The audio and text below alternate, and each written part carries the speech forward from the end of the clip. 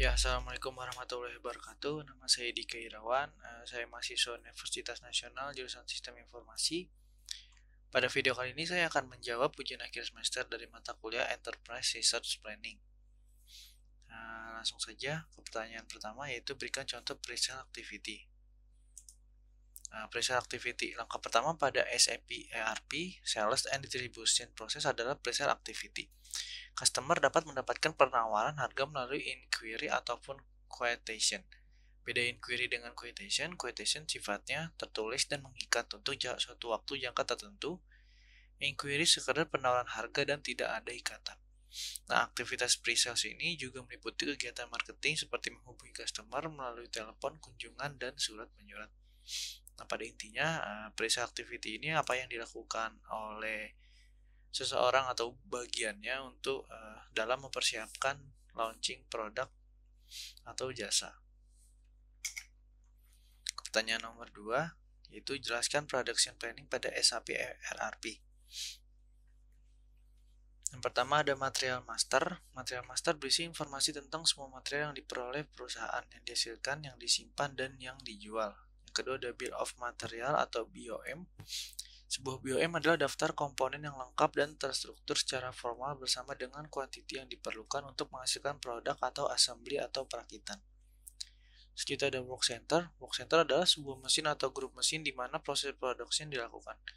Work center digunakan di dalam proses task list atau routings. Ini berisi data untuk scheduling, capacity, dan costing.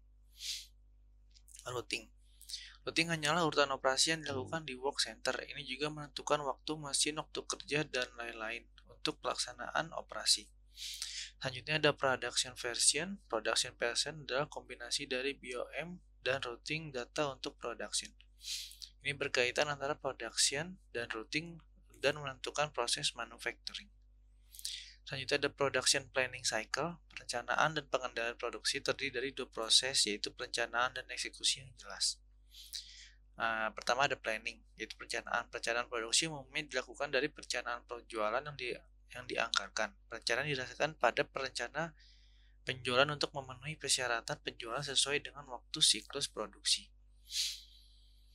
Selanjutnya ada eksekusi atau execution. Planned order ini dikonversi ke proses order dan dijadwalkan sesuai waktu produksi menggunakan data master seperti route.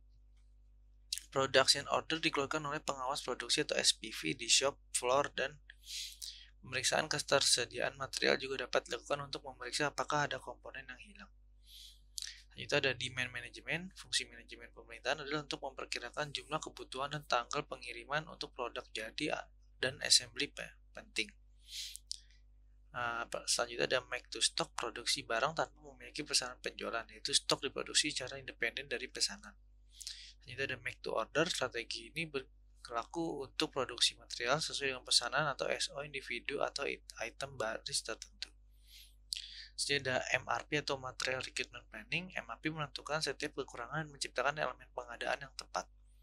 Itu ada Capacity Planning dan Leveling. Perencanaan kapasitas digunakan untuk menganalisa kapasitas yang berlebihan di work center dan shift order untuk menghindari kemacetan atau overload kapasitas.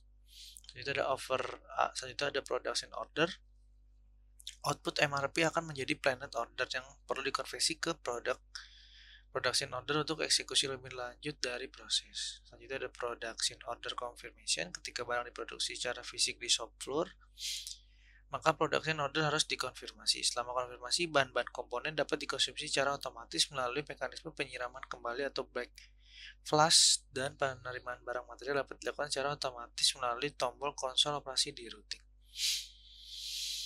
Production order close. Setelah production order dikirim sepenuhnya atau kami tidak akan mengeksekusi order lebih lanjut, maka order harus diselesaikan secara teknis atau TECO. Nah, berikut pertanyaan nomor 2. Kita masuk pertanyaan nomor 3, itu jelaskan perbedaan discrete manufacturing dan repetitive manufacturing. Discrete manufacturing, dalam skenario discrete, proses manufaktur didasarkan pada pesanan produksi. Manufaktur diskret dicirikan oleh persyaratan yang terjadi secara tidak teratur dan proses berorientasi bengkel.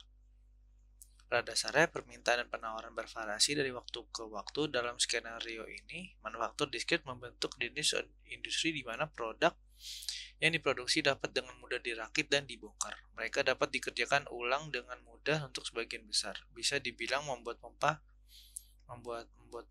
mesin, mobil, dan pesawat terbang. Itu ada repetitive manufacturing. Perusahaan produksi produk dalam jumlah besar dan produksi didasarkan pada kuantitas dan periode bukan berdasarkan pesanan.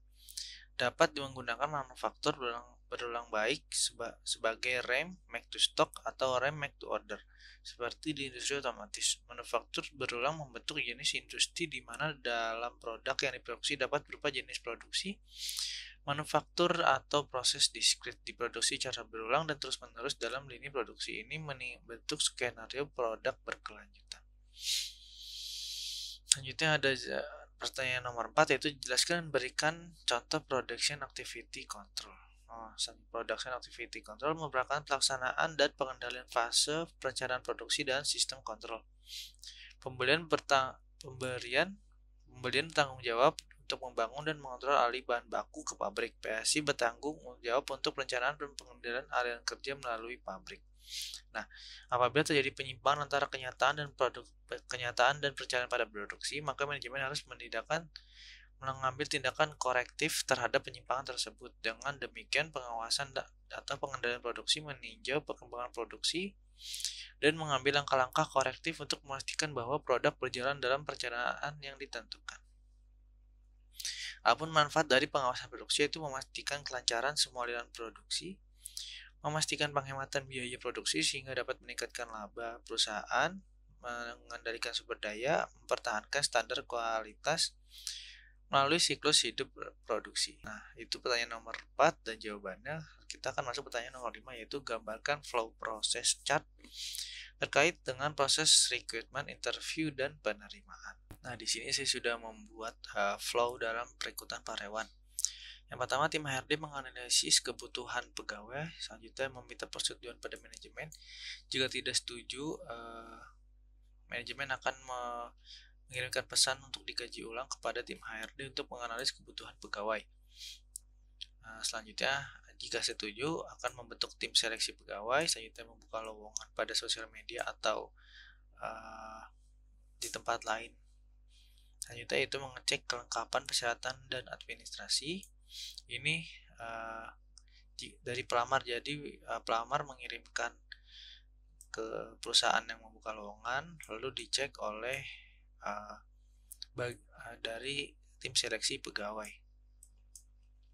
Selanjutnya, kalau tidak lengkap itu selesai, dianggap karyawan tidak lulus seleksi. Selanjutnya, jika lengkap, melakukan seleksi penerimaan pegawai. Nah, jika tidak lulus seleksi, yaitu pegawai selesai. Jika lulus seleksi, selanjutnya karyawan diterima, selanjutnya di training kerja karyawan baru, biasanya sekitar 3 bulan, 1 bulan hingga 3 bulan. Selanjutnya, setelah tujuan tercapai dan karyawan dinyatakan lulus dalam training, dan rekrutmen akan selesai karena perusahaan sudah mendapatkan kebutuhan kantor yang diinginkan. Nah, mungkin begitu saja pertanyaan dari ujian akhir semester Enterprise Research Planning. Jika ada kekurangan, mohon dimaafkan. Wabillahi taufiq wal hidayah. Wassalamualaikum warahmatullahi wabarakatuh.